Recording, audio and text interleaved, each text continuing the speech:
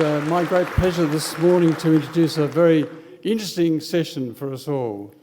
And we're very lucky that Alex Sloan from Canberra is our chairperson, and she's going to introduce our three keynote speakers. For those of you who don't know, she's an eminent Canberran with a high profile as a popular broadcaster on the ACT airwaves, and that's as 666 ABC Canberra, and she's been on the airwaves for over 20 years. And she told me this morning that her first 2 years at ABC was here in Hobart, so welcome back to Tassie, Alex. She's recognised in 2017 as the Canberra Citizen of the Year. She's well known for letting the people of Canberra tell their stories. She's even filled in for a fellow Churchill Fellow, Richard Feidler, on the National Conversations program. So I've just one little bit of an announcement or two which I'll do during the morning. So I really want to swing on with the seminar this morning. I'm happy to be able to hand the microphone over to an expert. Welcome, Alex.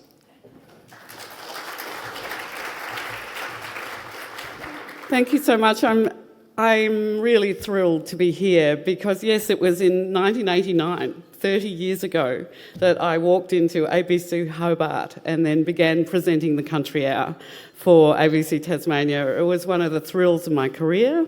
I learnt just a huge amount from this community and this state. And I actually haven't been back to Hobart. I've been back to Launceston, but back Hobart since. So it's grown. You've grown. It's changed. I've now retired from ABC altogether, which it was just a wonderful, wonderful privilege to work for the public broadcaster. And let's keep it going into the future. It's an absolutely crucial national institution in Australia, and I think we'd be a different country without it. There we are. There's my political statement for the morning. This is a wonderful panel we have with us this morning, and I really want to welcome David Trebeck, of course the National Chair of the Churchill Fellows Association Australia. Please welcome David. Dr. Bronwyn Smits, the National Chair of the Winston Churchill Memorial Trust from New Zealand. And the Honourable Jeremy Soames, the Chairman of Trustees for the Winston Churchill Memorial Trust of the United Kingdom. Now, each of our speakers will give an address this morning, and then at about 10:20, I hope that we have reached question time, so please be ready with your questions. It's really great to make that a vibrant exercise, and we've got about 10 minutes there. So we've got microphones roaming. I just want you to stand up and say who you are and ask your questions. So don't be shy. That's what this is all about. There's a lot of love and friendship in this room. I'm really proud to be with you. But let's get underway, so I'm not taking up the time. David Trebeck, as I said, is the National Chair of the Churchill Fellows Association, and he will join us now. Please welcome David to the stage.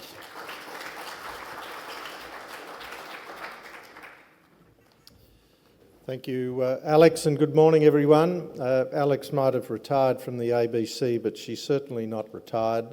She's in bigger demand than ever for launching books and opening things and emceeing events, and of course now chair of the ACT Selection Committee. So I welcome this opportunity to address the convention, and I'd like to add my congratulations to Philip and all his committee who've worked so hard to put this convention together. These events are a long time in the making, and to produce the quality we are seeing requires enormous dedication, and I'd like to certainly congratulate everyone who's been involved.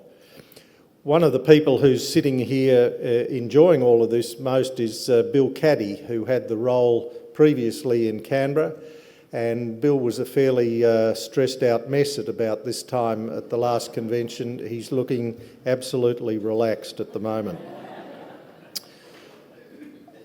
I'd also like to welcome members of the board of the Churchill Trust, and as was said yesterday, this is the first time where a national board meeting is coinciding with a convention, and it was done deliberately because the board was keen to be here and be associated with the convention, to listen to the people who are going to be presenting, to meet as many of you as possible. I'd also like to acknowledge a number of leading lights of the Trust who are either here this morning or attending parts of the convention. Obviously, the Governor, Her Excellency Kate Warner, and her husband and Churchill Fellow Richard Warner, who graciously hosted us at Government House last night. The Honourable Sir Guy Green, former Governor of Tasmania and life member of the Trust. The Honourable Sir William Cox, another former Governor of Tasmania, a former National Chair of the Churchill Trust and life member. Dr Barry Appleton, a former National Chair and life member of the Trust, who's joined us with Shirley from Queensland. And last but by no means least, Bill Turner, long-term board member, long-term chair of the Tasmanian Selection Committee, president of the Trust, and now a life member. So bringing knowledge home is an appropriate theme for this convention. At the Trust, there are many processes involved in selecting the 110 or so new Churchill Fellows each year. First, we need to ensure that the reputation of the Trust, hard won over more than 50 years, is maintained. Without this, we would cease to exist. In part, this involves maintaining the legacy of the person in whose name we operate, Sir Winston Churchill.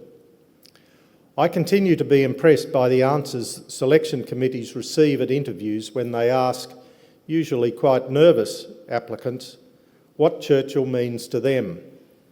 Invariably, some relevant aspect of Churchill's long life and diverse achievements is cited.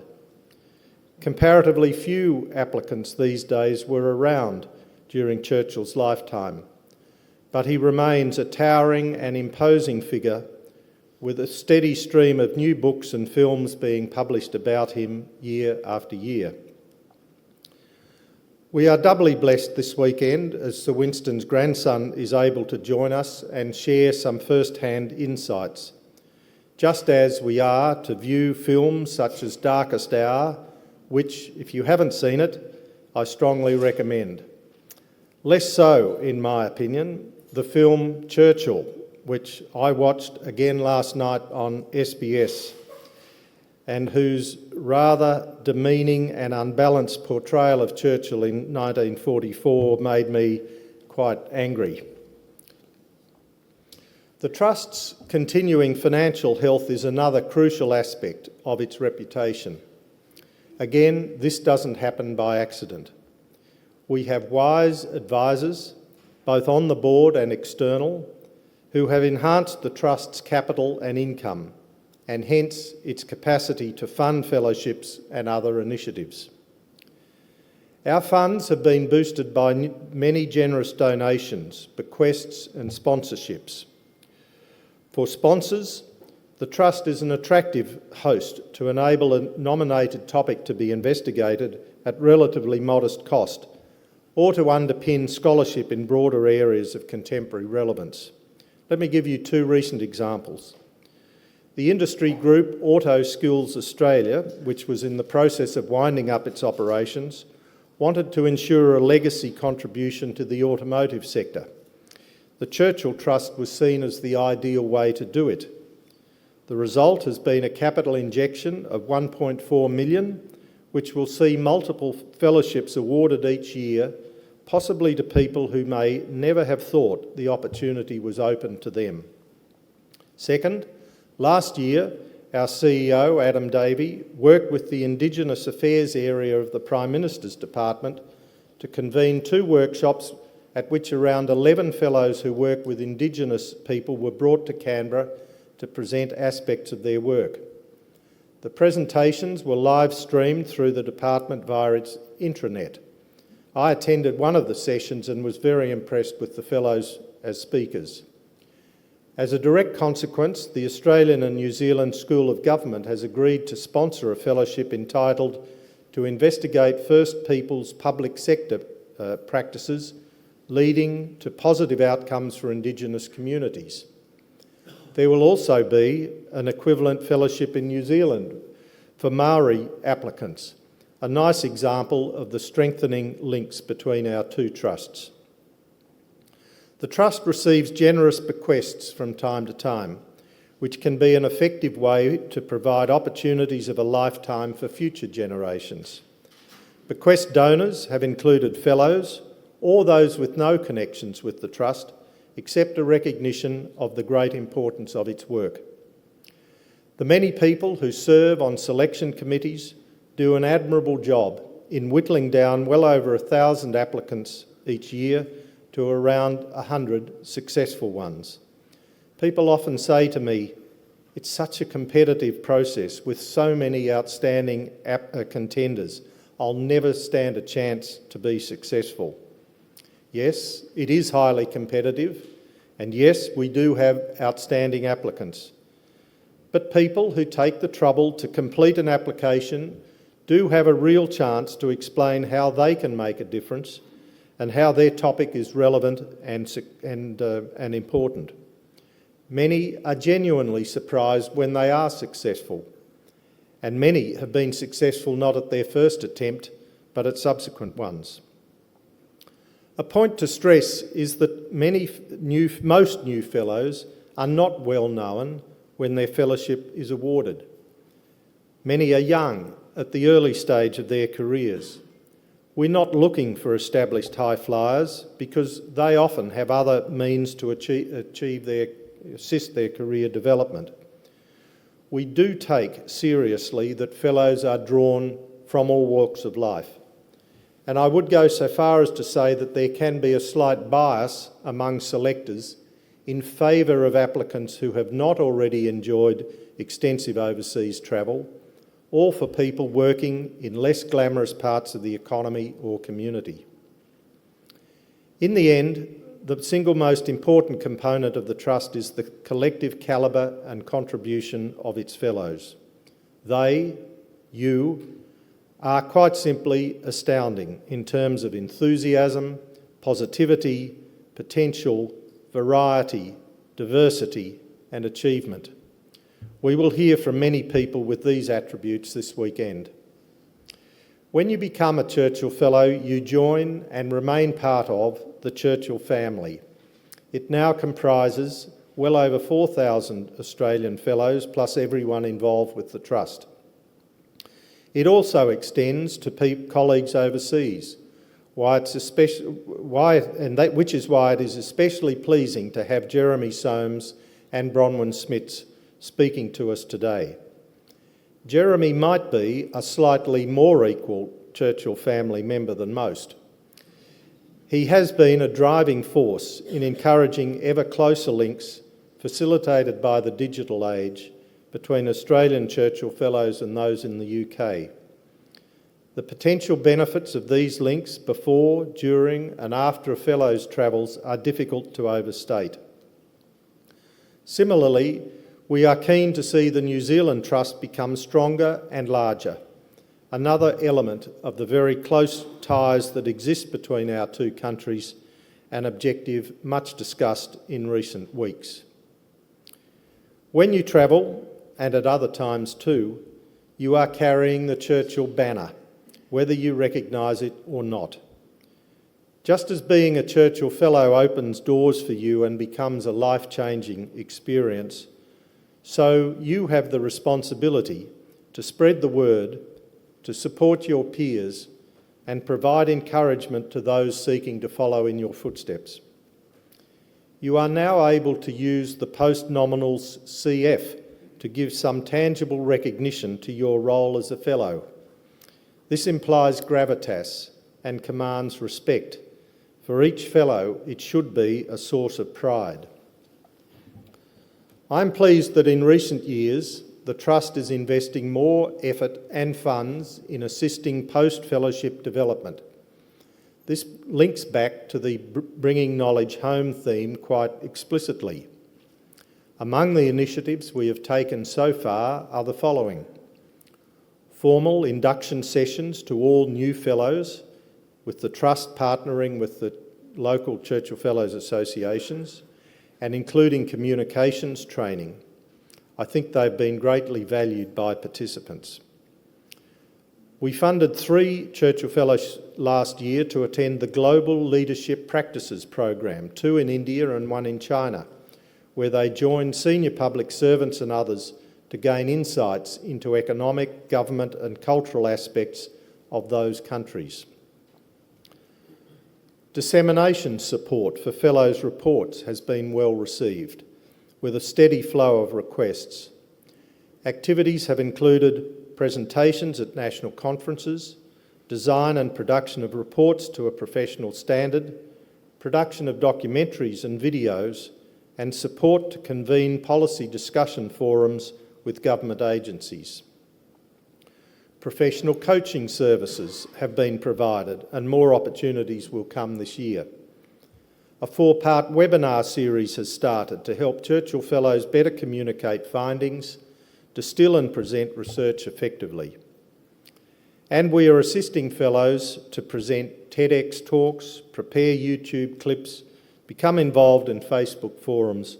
All Fellows are being contacted within 12 months of their travel to see if assistance can be provided, and each 3 years after that. We stage the annual roadshow process, mainly for the benefit of intending applicants, and so on. Each Churchill Fellows journey and their fellowship is unique, and distinguishing the contribution which the fellowship made from other influences obviously becomes harder over time. In my own case, as a 1974 fellow, I was a young 27-year-old and pretty inexperienced economist working for one of the predecessor organisations of the National Farmers Federation. Apart from attending an international conference the year before, I had not travelled overseas previously. My topic, more generalised than most, was to investigate what happens to Australia's rural exports once they leave the country. Shipping was a major component of this, and 1974 was just after the first global oil shock, where shipping and shipbuilding companies were desperately looking for new technologies to reduce the impact of soaring ship bunker prices. I visited Japan, Scandinavia, Germany, France and the UK, spending time with shipping company executives, visiting wool processing facilities, a week at the OECD in Paris, meat markets, Lloyd's of London, the Baltic Exchange and so on. Not only was it an eye-opener in terms of, at the time, in providing a broader perspective on our markets, it provided me with many contacts whom I have interacted with professionally over subsequent years. I applied what I learnt. Over the next 9 years I worked for the farmers. The following 20 years at an economic consulting business I established, and during another 20 overlapping career as a non-executive director of public companies. More recently, apart from the various roles I've had with the Trust, I've had the opportunity to mentor a number of fellows, helping one to form a business in which I am now an investor and chair, and offering general advice and guidance to others. There's nothing unusual in this, and I benefit as much, if not more so, from what I learn compared to what I contribute. My final contribution is in regard to the congested landscape for fellowships and in which we operate. Rhodes Scholarships, Nuffield Fellowships, Monash Fellowships are just the tip of a very large iceberg. How can we stay ahead? Summing up what I've been discussing, let me offer 6 suggestions. First, we enjoy a privileged position by virtue of our history and track record. It's not a guarantee of future success, but it certainly helps.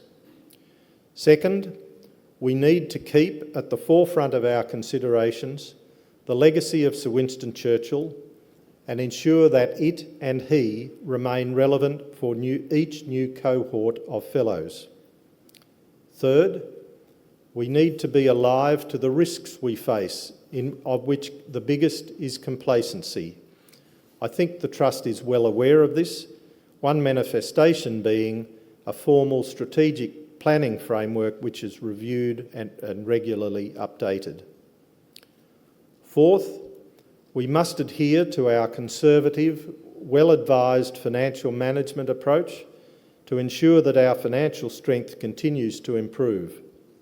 Fifth, we need to look for opportunities to broaden sponsorship and other forms of donation that can add new dimensions to the Trust. And sixth, we must do all we can to support our fellows, especially once they have returned from their travels, encouraging them to remain closely connected to the Churchill family so that the whole remains greater than the sum of its parts. Thank you very much.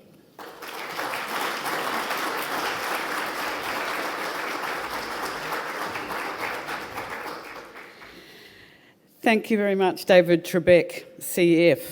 And it's really interesting, isn't it, to hear about David's Churchill Fellowship and then to see what he's gone on to do and continues to do. And personally, he's been a fantastic mentor and supporter to me in this role, and I really appreciate that. Our next speaker is Dr. Bronwyn Smits, who is the National Chair of the Winston Churchill Memorial Trust of New Zealand. Please welcome her.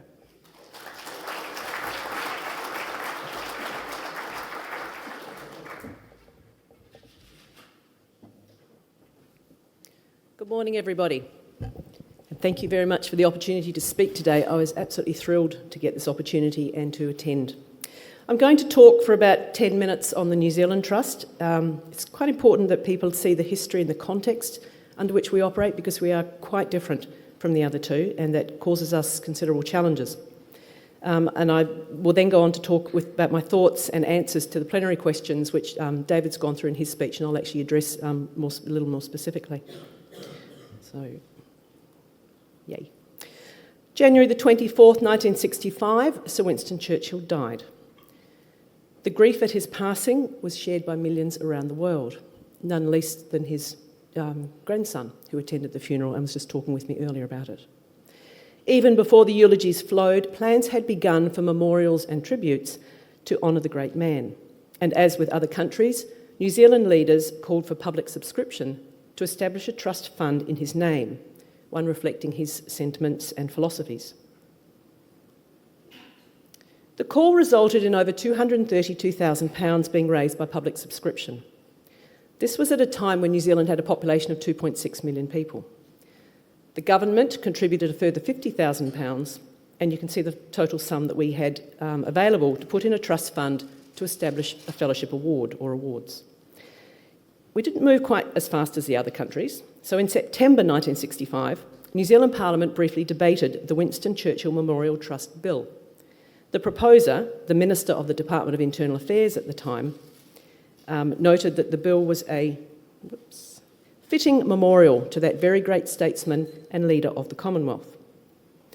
I was quite curious to see what other comments were made at the time of the debate, and I looked up the transcripts, and I'll share a couple of them with you, a couple of comments. The general purpose of the Trust was agreed to be for, quote, the people who would not otherwise have the opportunity of gaining a fellowship of grant or travel, or for travel. The Leader of the Opposition, who was also in the debating chamber that day, made the comment that the funding had come from people of all walks of life and from all regions of the country, and he was very keen to see the benefit go back to people from all walks of life and from all regions of the country. He is also recorded in transcripts as saying he would, quote, enthusiastically support the bill, end quote, and darkly noted his wish that there be no empire building. So the bill was passed into law, and ever since, the trustees have had to operate within its confines. And here is the front page of our Act. Curiously, the Act is silent on the specific purpose of the fund, but under authorised expenditure, it does stipulate that the Trust Board is allowed to make grants, and I quote, to people who will, in the opinion of the Board, contribute to the advancement of any occupation, calling, trade, business or profession carried on in New Zealand, or for the benefit in general of New Zealand, or to the maintenance or advancement of the Commonwealth as a beneficial influence in world affairs. Given Churchill's avid support of free trade, of the benefits of the Commonwealth, and of the importance of travel in expanding one's mental boundaries, the objectives of the New Zealand Memorial Trust quite literally fit the bill quite nicely, particularly in providing ordinary people with the ability to travel and experience other cultures and ideas. This was a theme that David also talked about, the fact that other people who wouldn't normally have an opportunity to travel. I'd like to draw your attention to the fine print at the front page here. The very bottom line says, "This Act is administered by the Department of Internal Affairs." Always read the fine print. The Trust has no staff, none. DIA, Department of Internal Affairs, is our administrator and secretariat. They operate strictly under the basis of a Memorandum of Understanding signed with the Trust. The MOU specifies two key functions: to administer the fund and to provide fellowships, and they're quite rigidly interpreted. The Crown pays for this cost under strict conditions. Our Secretariat is supportive, and they're wonderful people, but only within narrow boundaries. They are understandably risk-averse and conservative. An example of the constraints this causes us is that it means we have no ability to seek independent legal advice. DIA does not provide us with legal advice or encourage us to seek it. We have no ability to manage our own website. If anyone has been curious enough to look up our website, you'll see it's frankly quite disappointing. And we also have no ability to employ dedicated staff. We certainly have no chance of empire building. Still, that is no excuse for inaction, and in recent years, I'm very pleased to say we have made some changes and we continue to push the envelope and to keep trying to make changes. Firstly, in an effort to modernise the Act and give the directors some flexibility, our board has progressed a statutes amendment bill through Parliament. For anyone who knows about how SABs work, certainly in New Zealand at least, they need to be unanimously agreed by all members of Parliament and thus can only work for small, non-controversial amendments, usually just modernising legislation. Our SAB, which is now going through our first reading, will achieve, I hope, two main goals. Firstly, it will actually put in legislation the specific purpose of the Trust. This is essential because the second goal is to make a definition around reasonable expenditure. So the purpose is pretty much, as I read out earlier, about reasonable expenditure.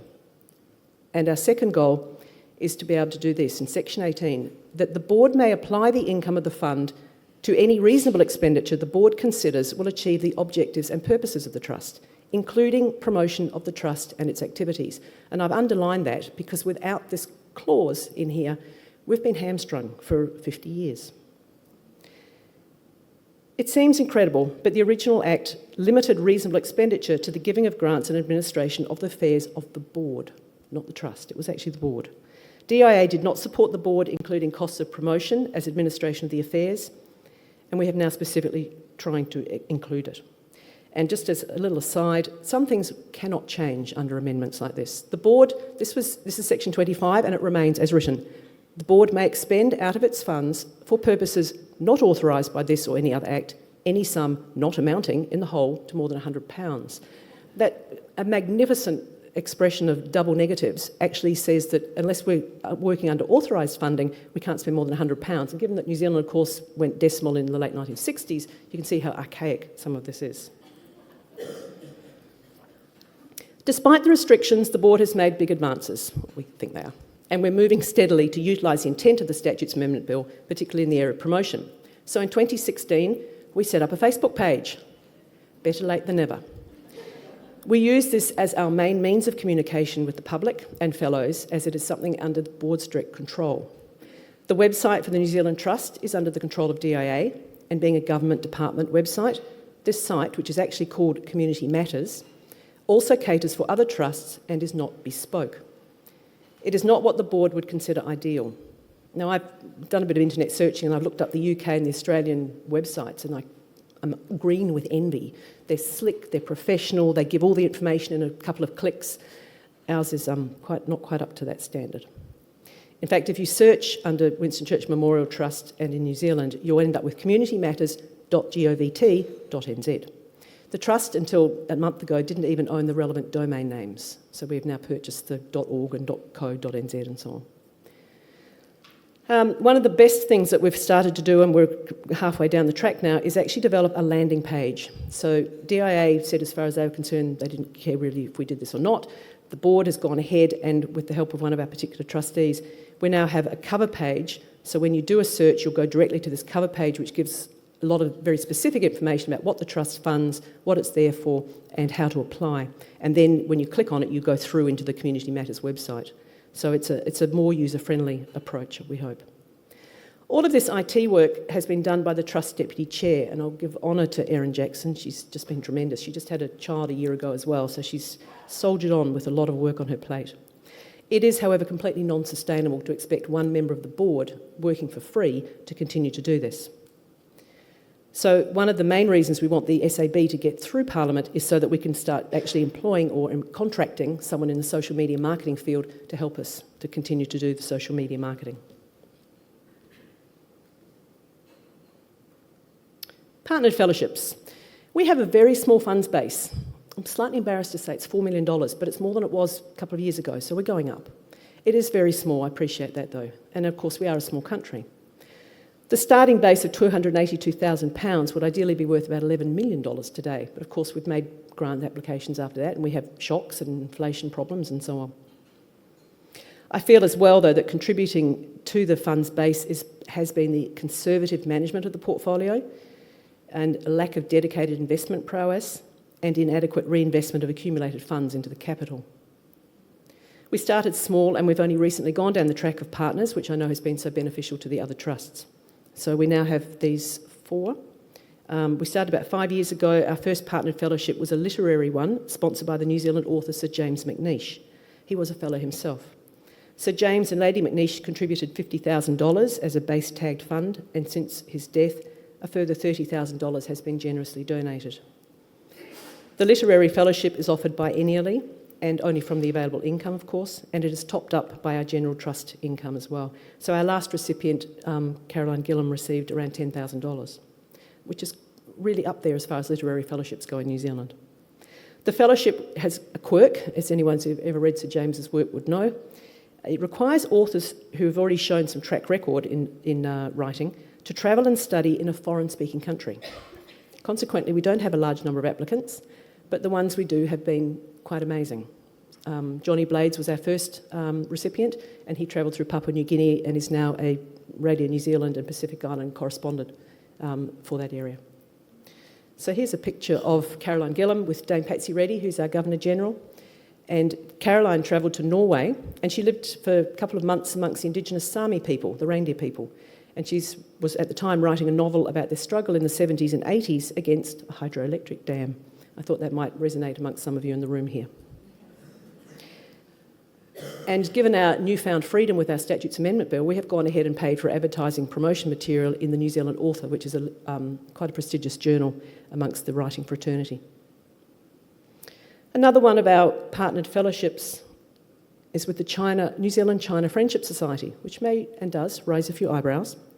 But we work with these people, and they have very generously put aside money every second year for another biennial fellowship. And our first recipient in 2017, Diana Coop, who's a wonderful lady, travelled to China researching the systems and processes of conservancy of museum artefacts in China. Our partnered fellowships are quite new. They have their advantages and disadvantages. They're not actually just donations or just straight sponsorship. These are partnerships, and these people want to be involved. They want to look at the applicants, they want to know what they're doing, they want to see the reports when they come back. And this is wonderful, but it's difficult to navigate. It requires effective communication, dedication, and the partners want love. They want to talk to people, they want to talk to the chair, they want to know what's going on. Our Secretariat DIA are not involved in this at all. Consequently, it falls to members of the board, particularly the chair, to maintain this relationship. And this itself is actually not sustainable either. We cannot continue having more and more partners and continue to have the same kind of level of interaction with them. We rely heavily on the networks of the partners. As you can see, some of them are quite specific and small niche areas, as in fact you guys have in Australia as well. And so if the partners don't understand how the system works or don't get the promotion out there to their members, for example, the Chinese community, then it's very hard to actually get enough applicants to have a successful funding round. So that, ladies and gentlemen, is the context of the New Zealand Winston Churchill Memorial Trust.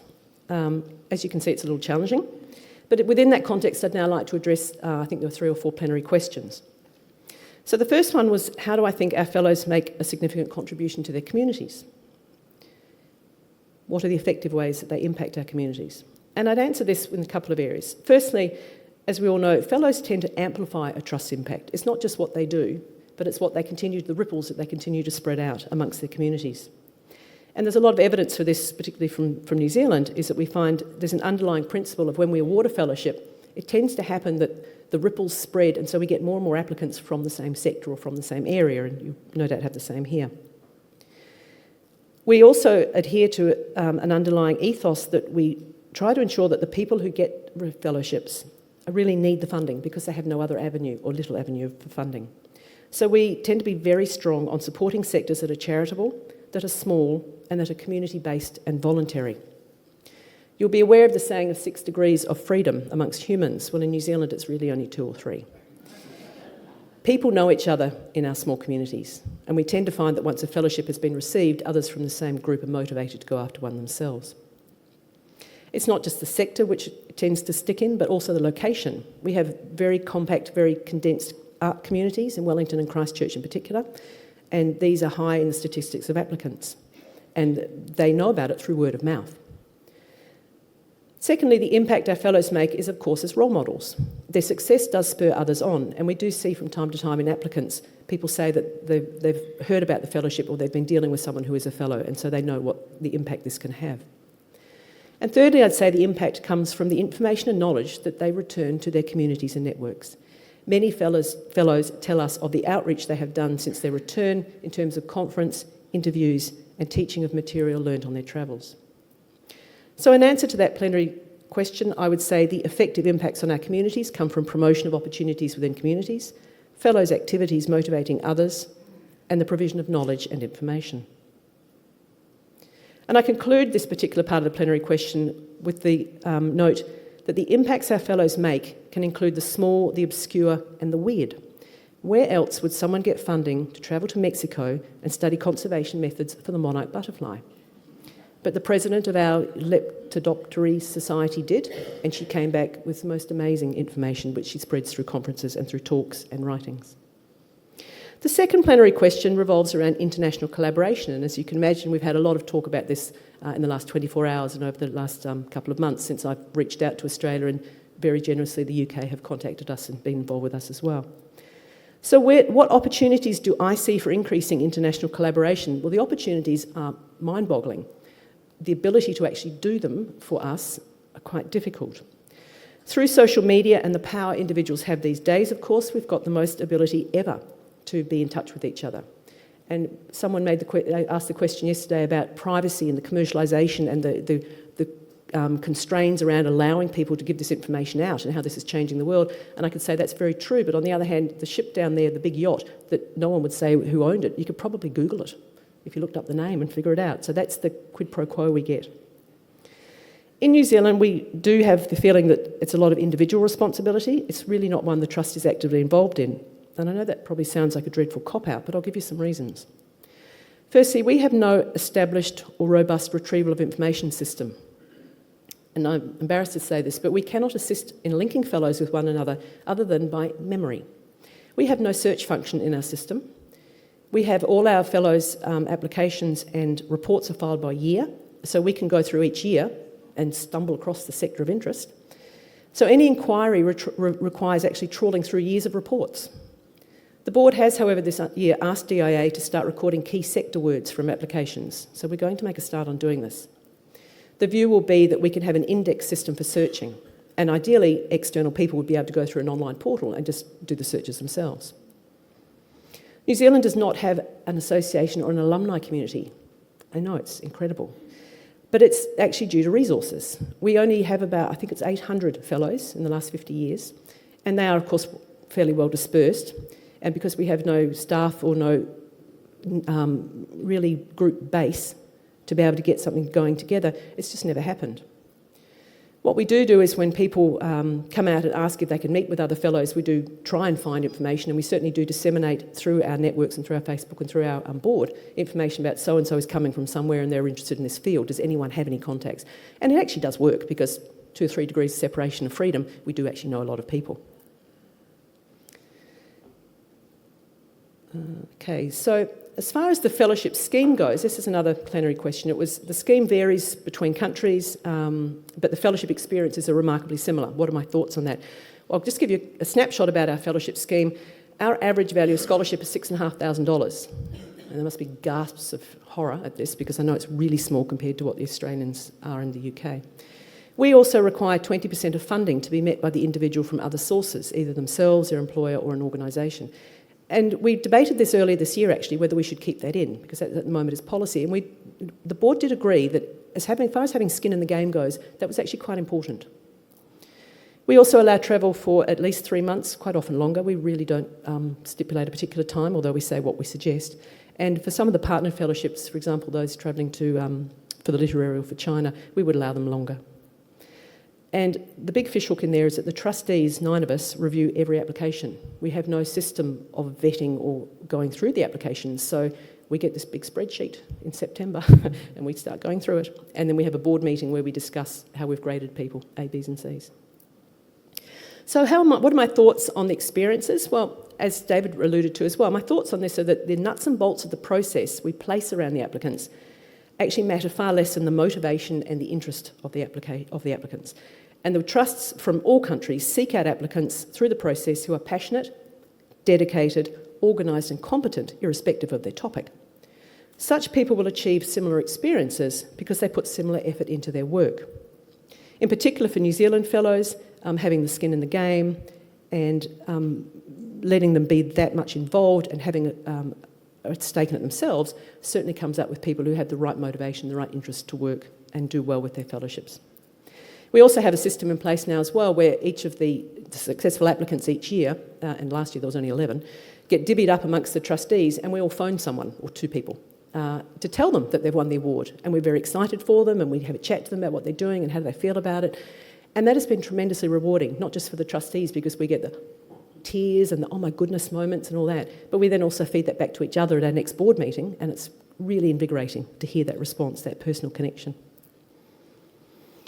Of concerns, of course, is the last bullet point there, and we're very keen on promoting and publicising the fellowship and getting it out there to people, but there's a balance there because that means that there's more applicants coming in, and I would really hate to vet 1,000 applicants. That would be not possible. But if we had that problem, it would be a wonderful problem to have. The last plenary question, I believe, was about coping with competition. And I'm aware that, of course, there are a lot of scholarships and fellowships out there, probably less in New Zealand than there are over here, but we also have Nuffield and we have Kellogg's and, of course, there's Rhodes and so on. There's a lot there, but to be honest, competition is actually less of an interest or a concern for us. We've got much bigger problems. We know that there's competition with sponsorship and donations. And where do I see the opportunities for us to stay ahead? Well, we don't even try and compete with the well-endowed, highly visible organisations. We feel that an applicant can gain funding from other agencies. We're likely to grade them lower. We really go for the small guy, the ordinary little guy. A huge benefit of Churchill Fellows is the recognition of the Governor-General Award ceremony. I believe it's the same equivalent in all the other countries.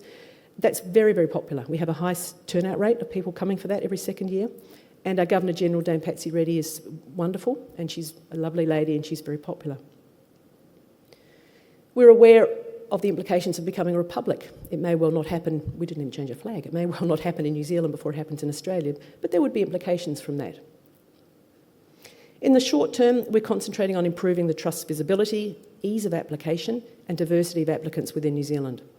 The agreement signed between recipients has been recently amended to require fellows to accept their responsibilities to promote the Trust and to support its values and objectives. And we're actually pushing that quite hard, and it's something that I reiterate at the awards ceremony, is that it is the fellows' responsibility to take this seriously with due gravitas and to disseminate the information. So in conclusion, I'd say that the New Zealand Trust has its challenges. We're a very hard-working board, and my colleague Joy Tracy is going to be here this afternoon. I'm leaving at lunchtime, and if anyone's interested in talking more about the New Zealand situation, then Joy is certainly available. We're small. We believe our fellows show a sense of community responsibility, of dedication and humanity, and for that I salute them. We get the odd one that slips up, and I'll finish on a high note, which is young Mr. Beggs.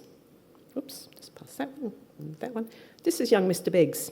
Keith Beggs turned 89 in 2017, and he contacted the Trust and said, "Oh, I actually won an award in 1965, and I never submitted my report."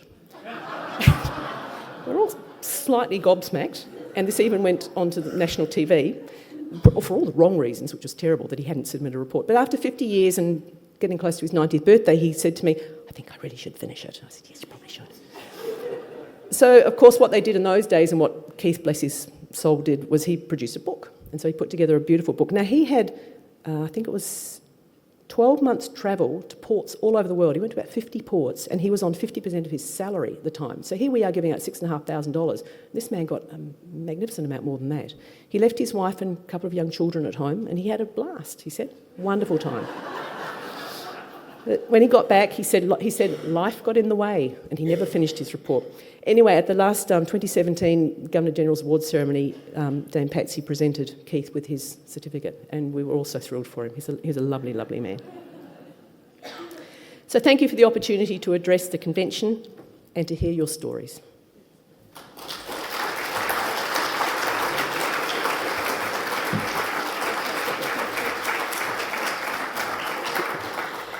So thanks so much to Dr. Bronwyn Smits.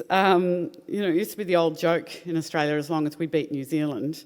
In recent years, in fact, we have looked across the ditch to say, why can't we be more like them? And in particular with the political leadership, with the just dreadful events of the last month, we keep looking across there. But in this case, I think perhaps we become Facebook friends en masse. We need to help the New Zealanders with this one. We now realise just how fortunate we are, but incredible address. Thank you so much. Our final speaker this morning, and in the lineup, if you had to say who is Sir Winston Churchill's grandson, it is my great pleasure to introduce the Honourable Jeremy Soames, Chairman of the Trustees of the Winston Churchill Memorial Trust of the United Kingdom. Please welcome the Honourable Jeremy Soames.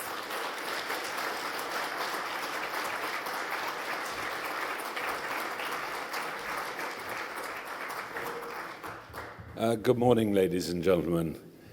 And can I thank the committee here in Tasmania and also the Winston Churchill Memorial Trust, Adam and David, for your very kind invitation for me to join you at this splendid occasion, because I really am delighted to be here with you at a convention in Australia for the first time.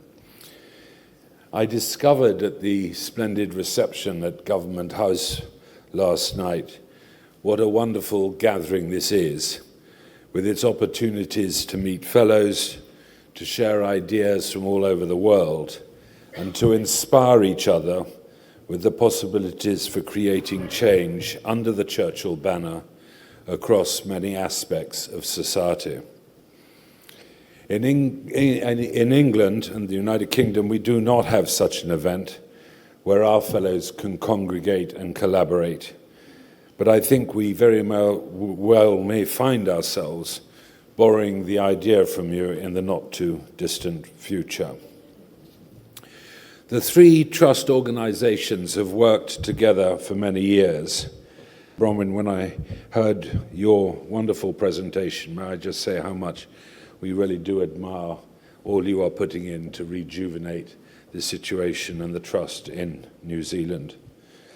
Trustees from Australia visit our office when they are in the United Kingdom, as do fellows from both Australia and New Zealand. Clearly, they value the opportunity to meet with friends across the sea who share the same inspiring vision and the same practical questions. This is a union across the world of which my grandfather would have been justly proud. As you will know, he was a great champion of friendship between the English-speaking peoples. It is very pleasing, therefore, to us as a family to know that in the past 5 years, 24% of all UK fellows have chosen to include Australia or New Zealand on their fellowships, and a total of 175 UK fellows in those 5 years alone.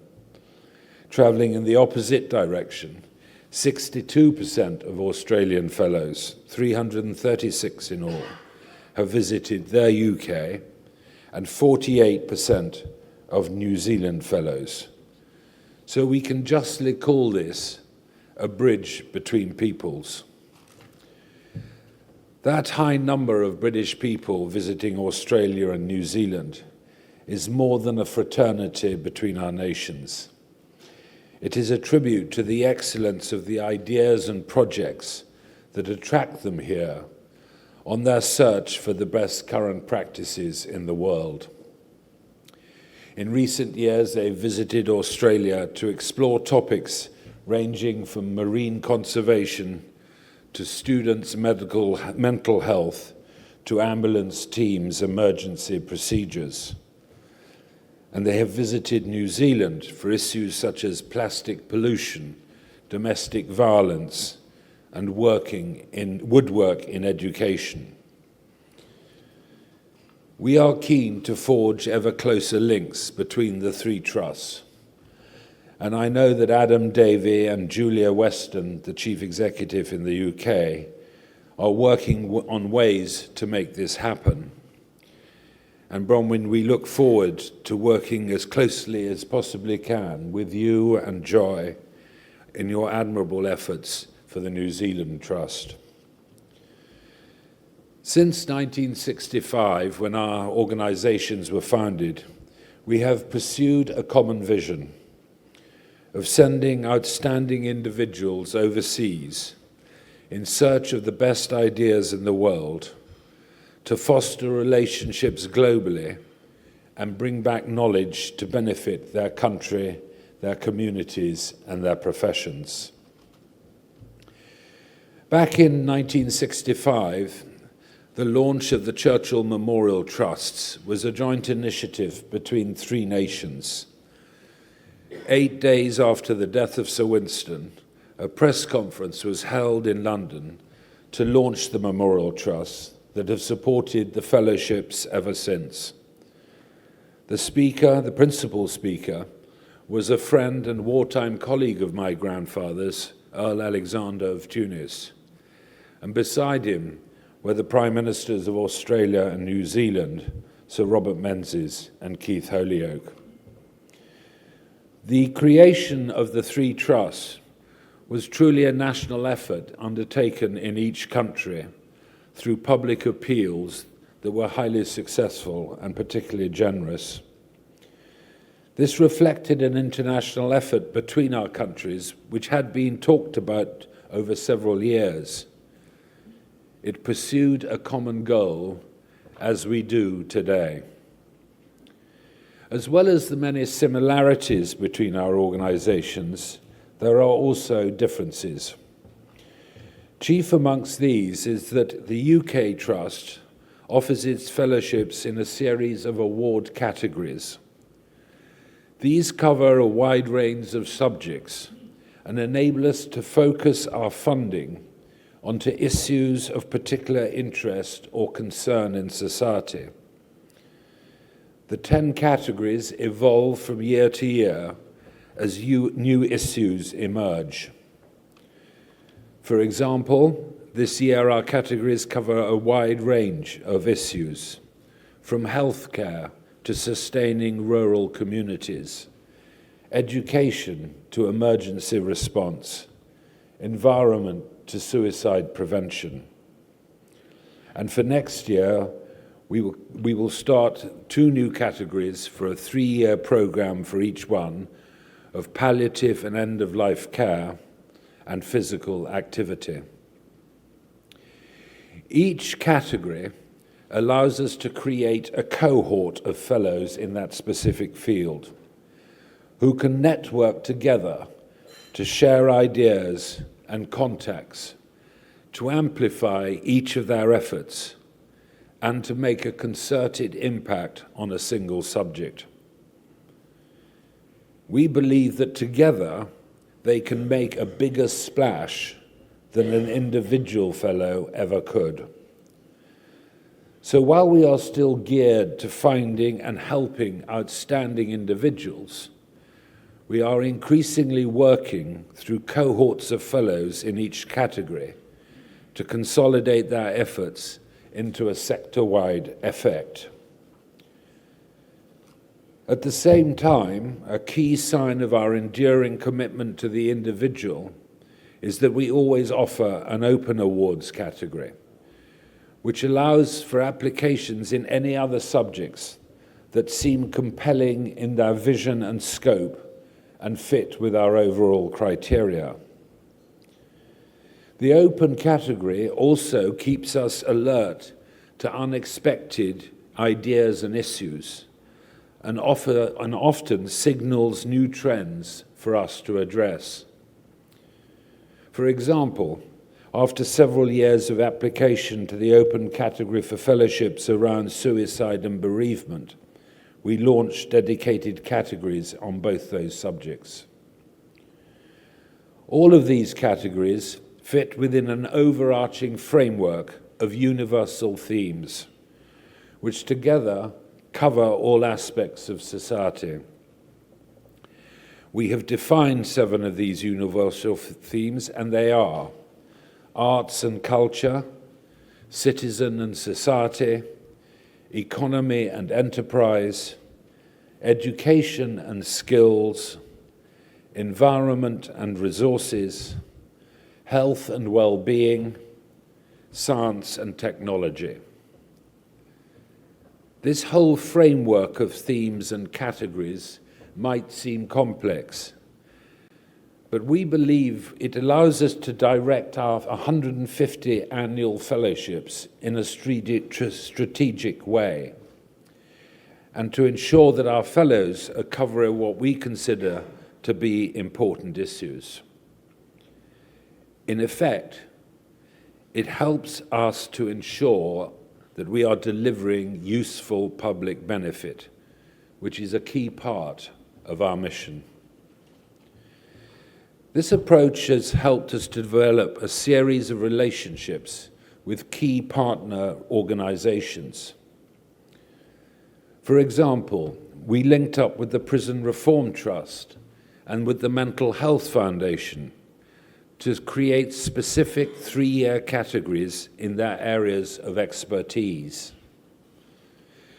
Collaborating with partners has become a valuable part of our working in recent years. Leading organizations in each of our categories have been helping us to reach into their professional sectors through their own networks. And this means we are reaching more and more people who might apply for a fellowship. It also means, and I think this is the most important benefit, that we have powerful allies to spread the word about the fellowship's findings in their specific areas, reaching into professions, policymakers, and the media. All of this thinking is part of our evolution as an organization. Back in 1965, we focused on offering the people the chance of a lifetime.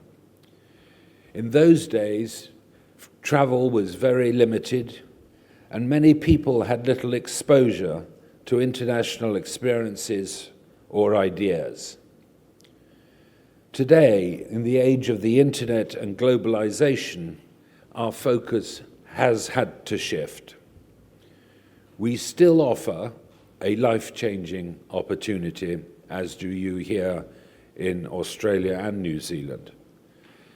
But increasingly, we are focusing on the impact that fellows make on their return, the public benefit they can bring to their professions and communities, with the knowledge and energy they have gained from the Churchill Fellowship they won. What kind of impact do I mean? Well, here are two stories of the extraordinary benefit that our fellows recently have brought in areas of great need. The first story is about a nurse from Scotland called Lindsay Graham, who since her return has secured £4.5 million of public funding to implement her ideas. Lindsay is passionate about the issue of school holiday hunger.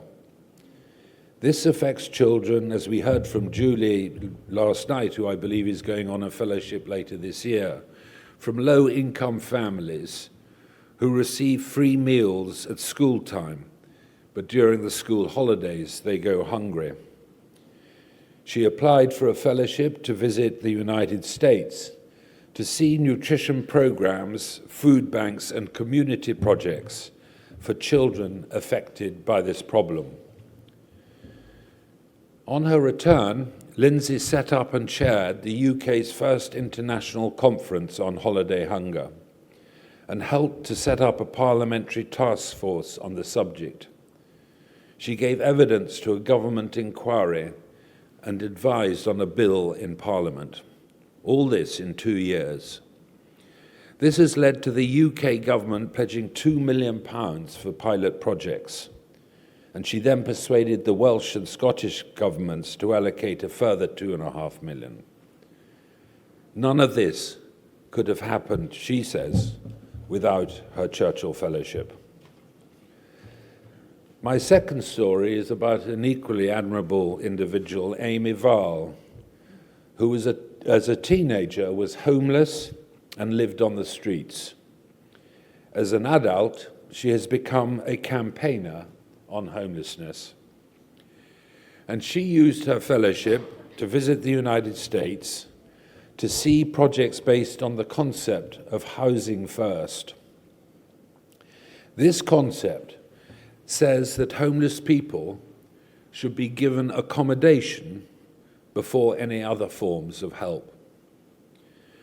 On her return, she lobbied policymakers in her local city, Manchester, and then in London.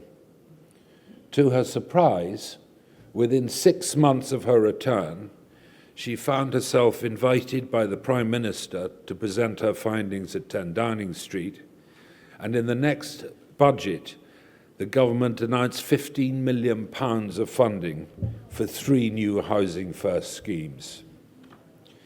These are huge achievements. They were made by committed individuals who did not command influence or resources with which to make an impact, but who were determined and bold, and for whom being a Churchill Fellow made all the difference. The more the fellowship can do to support people like Lindsay and Amy in their efforts to make change happen, the more we will be fulfilling the enormous potential and the promise of the fellowship itself for the next 50 years.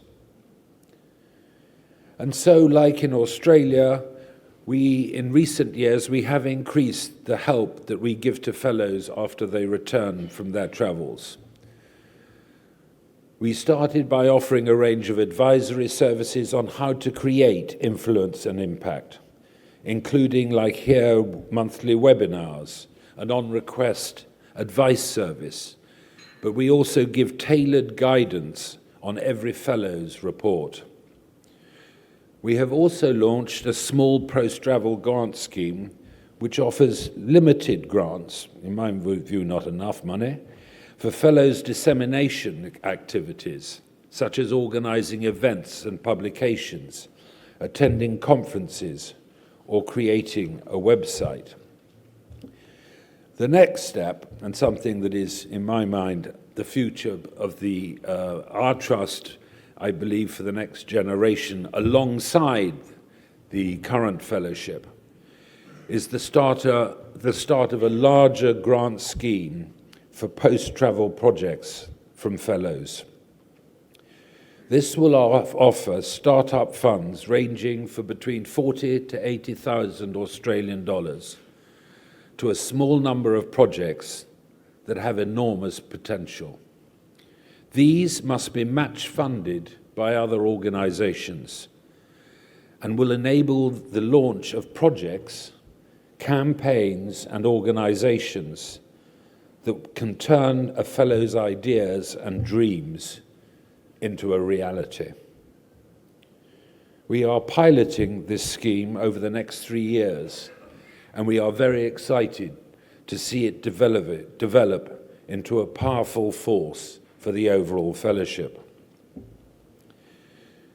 All of these developments are part of our continuing efforts to make sure the fellowship remains fit for purpose in the 21st century. In recent years, I have led 2 strategic reviews of our direction and operations in 2010 and again in 2016. And despite my views, they asked me to become chairman. These have been invaluable in setting our course for the future. I have already outlined some of their effects: the launch of the open award category, the move towards working with partners, the focus on impact, and now the substantial post-travel awards. These are profound changes, and they will enable us to integrate more closely with our society, its needs, and its communities. Another important impact has been to prompt us towards a greater assessment of our actual impact as a charity.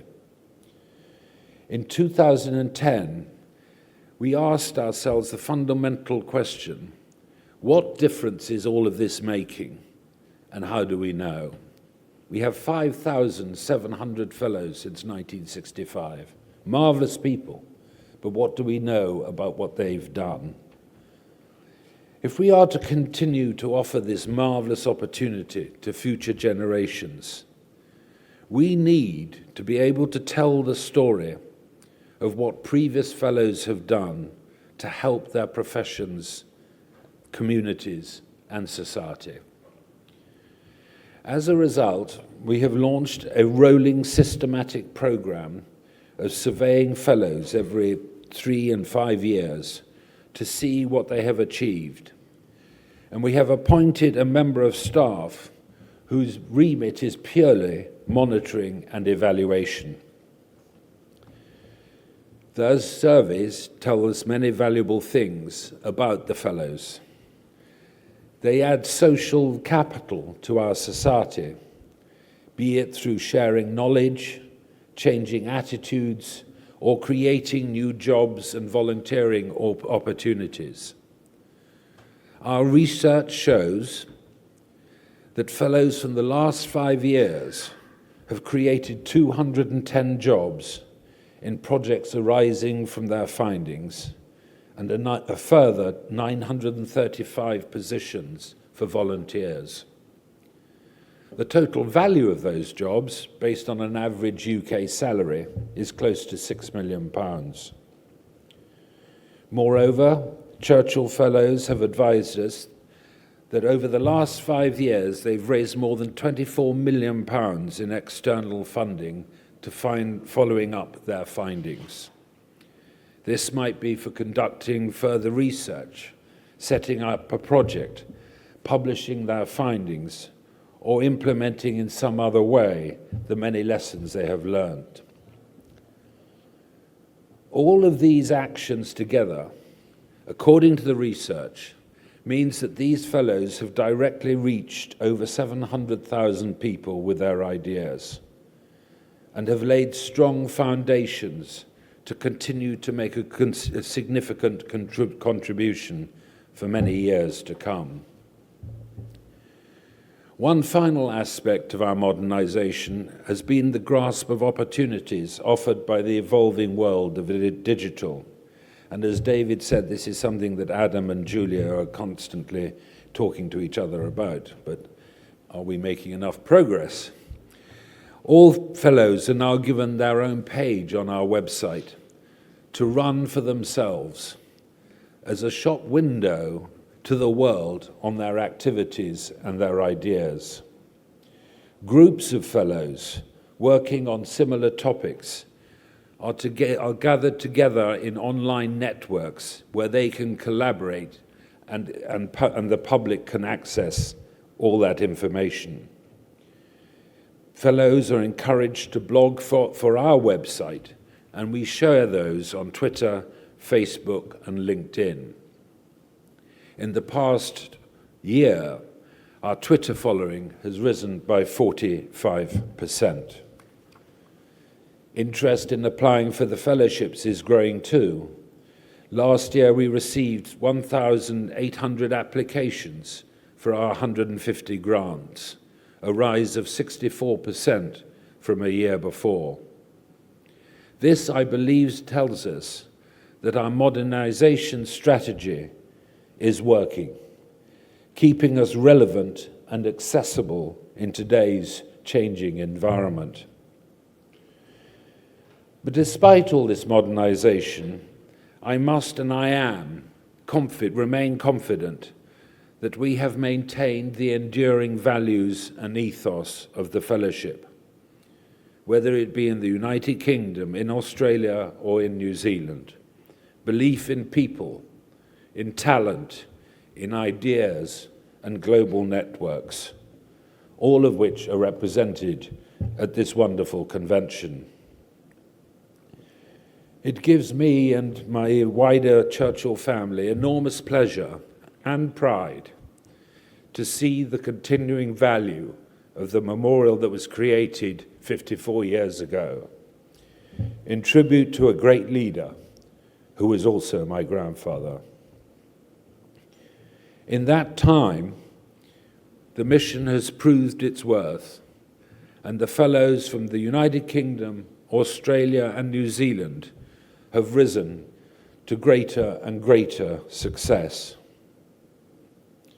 Back in 1965, Lord Alexander, together with Sir Robert and Keith Holyoake, launched the Memorial Trust with these words about future fellows, indeed yourselves.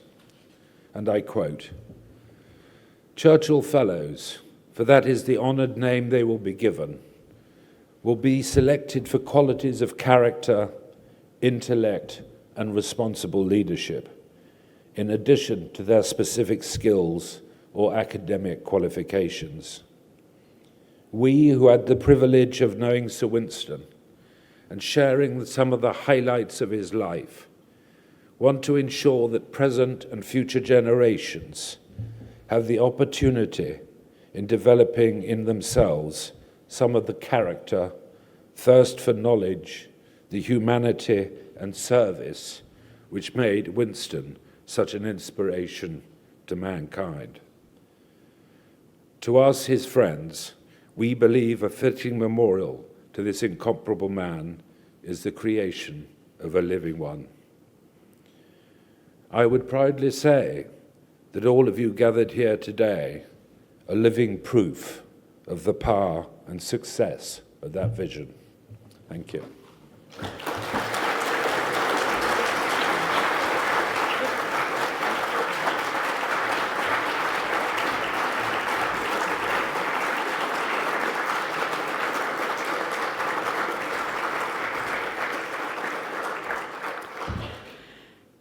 I bet that's making you feel great to be part of that wider family. Just beautiful from the Honourable Jeremy Soames there. Thank you so much. Now we have time for questions. Warwick Hemsley from Western Australia, a Churchill Trust Director. My question's slightly controversial. In this day and age, with the gap between wealthy countries and poor countries, is it time for perhaps 10% of Churchill Fellowships to be awarded to the spread of knowledge from our highly developed countries to countries that are less developed that could well do with the knowledge that we have? So whereas 50 years ago, bringing knowledge home was all important. Perhaps today we should be perhaps allocating 10% of our fellowships to spreading knowledge to countries which are in need. Areas of medicine, economics, government administration, engineering and construction, and it could well have economic benefits for our own countries that could develop out of those connections. I think that's an admirable target to aim for. We do have a problem, and I suspect it's the same for Australia and possibly for New Zealand, but I'd say I only suspect. Under the trust deed that set up the trust in the United Kingdom, and I believe it's similar for Australia and New Zealand, it specifically said that these trusts and the endowments, that they were raised out of public money, for which the trustees have a legal responsibility or adhered to, is that those endowments be dispersed to fund projects for nationals of the relevant country, in our case purely UK citizens, to go anywhere in the world and to bring that experience back to the UK. We have, and I've actually consulted lawyers recently on it for a particular reason, to see if we could change that somewhat so that we could benefit other countries or another country or another fund or whatever. And I was told that it would be illegal for me to even ask the trustees to consider it. But I think where the news is better is that I believe that, and I think we saw this in the wonderful presentations we saw last night, particularly from Richard Olive on his experiences in the United States with USRB or Donald Duck or whoever it was. I don't know the nation, but the hydro people in America. I'm sure the skills and his character that he showed to them over the 10 months he was there instilled a knowledge that they were able to pass on to others. And I think Churchill Fellows, when they travel the world, they meet people all over the world, and they teach each other. They, not just fellow to fellow, but the people they are meeting with on their travels. The lady who was here yesterday said that she'd gone through so many meetings, probably pushed herself too far. But every one of those meetings, somebody is getting something back from. And I think it's wonderful that that's, I think, a rub-off from Churchill Fellows. But I'm afraid as the UK Trust currently stands, we're just not able to do that. But it would be a lovely target to see if we could get to one day. But it would mean changing articles and trusts and endowments, which have been going for 50 years, is a lawyer's dream. It's a trustee's nightmare. David Trebeck. You can see why Warwick is a valuable member of the board, because he's always chiming in with lateral, if not heretical, ideas. I think accepting similar constraints that Jeremy's mentioned, what occurs to me is that perhaps the trust is an appropriate host for things like that, but maybe it's the ideal is a partnership, and we're better perhaps than Australia's foreign aid. So maybe we work up a way of going and putting a proposal to the relevant minister and say, if you can see benefit in amplifying the sort of concept you've outlined, Warwick, and can match that with some serious money, then maybe the trust can bring that into its purview. On its own, I can see some sort of downsides in terms of distractions or spreading ourselves too thin. But if it can be done as an addition, and particularly with funding to match words, then maybe it's a different category.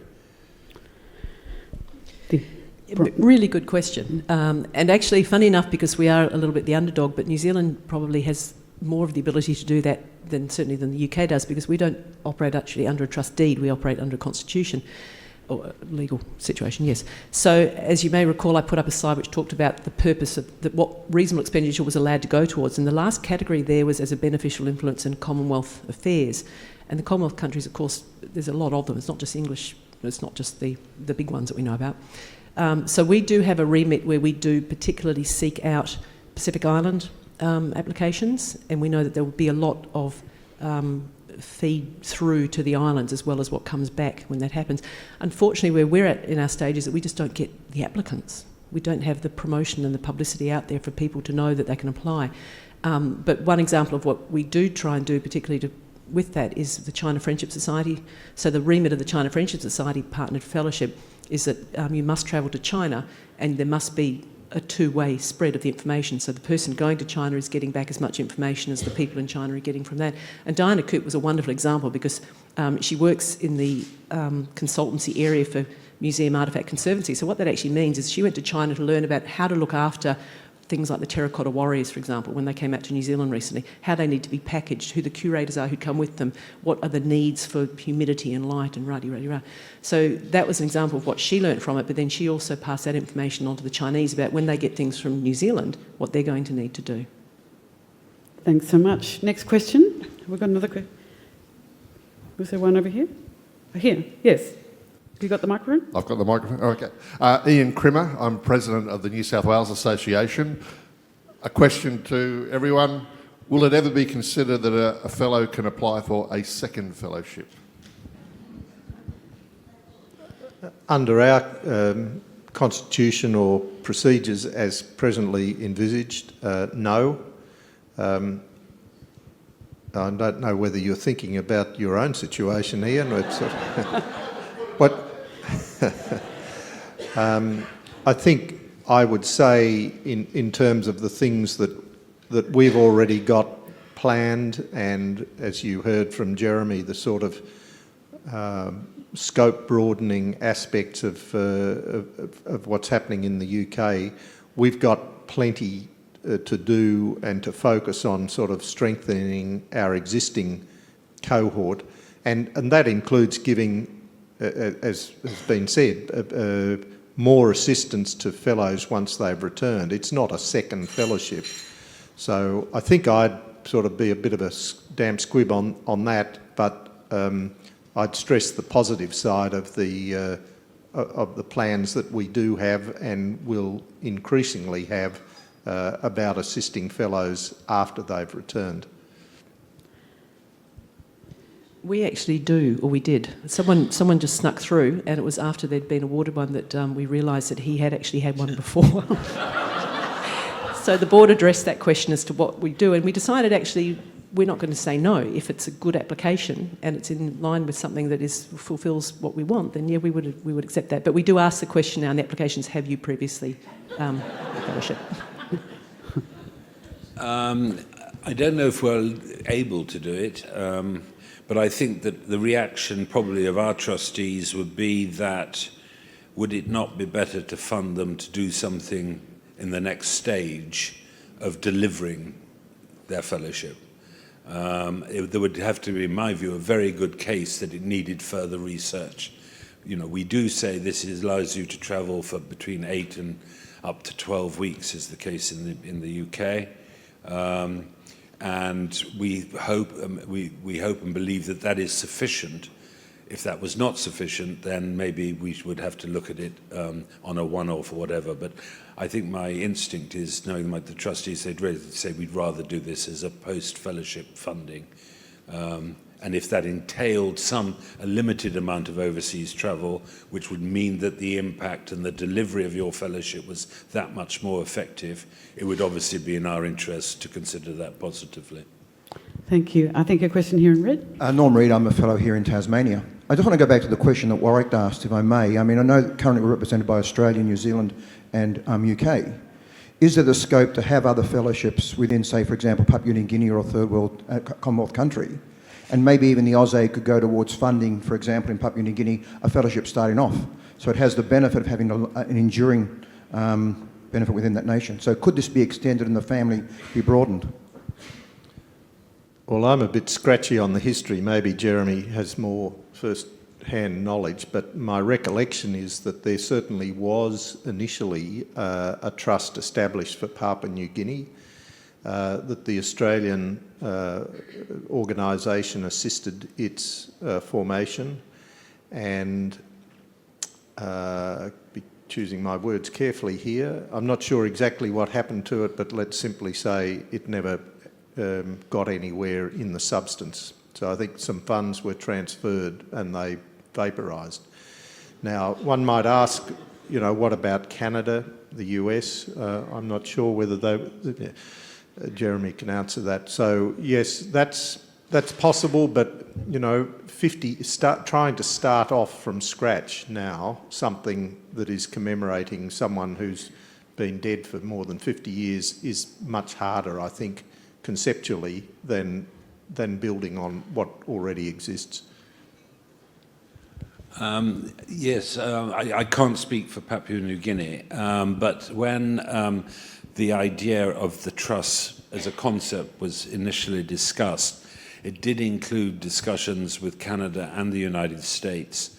The United States had already set up or were setting up their own program of a memorial to my grandfather by creating the Churchill Foundation, which sends Churchill Fellows, and they are called Churchill Fellows, who are graduates from American universities who go and do their PhD at Churchill College in Cambridge, which has been a huge success and been a winner of many Nobel Prizes in science and technology.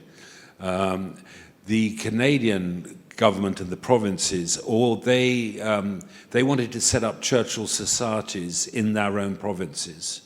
And a number of those are still amazingly active. There's one in British Columbia, there's one in Alberta, there's one in Ontario, and they are very active, and they decided not to participate in the concept of the trust. So when the trust set up at the press conference on the 8th, 8 days after my grandfather's funeral, it was just Australia, New Zealand, and Great Britain.